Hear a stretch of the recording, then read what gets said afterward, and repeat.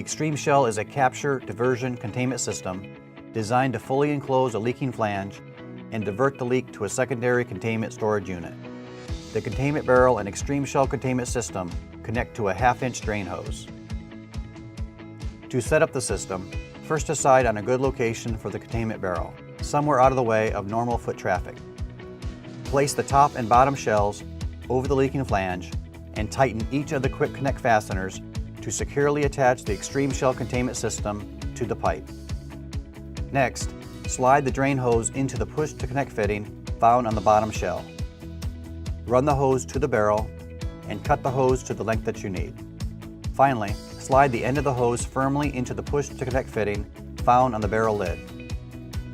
Your system is now ready to use. If you ordered a remote monitoring system, the unit will be pre-programmed for your location. The monitor will send notifications to your smartphone with accurate leak detection to reduce on-site visits. For instructions on how to use the device and to set up smartphone notifications, check out our installation video below. Call Andax today if you have any questions regarding the installation or operation of your Xtreme Shell Containment System.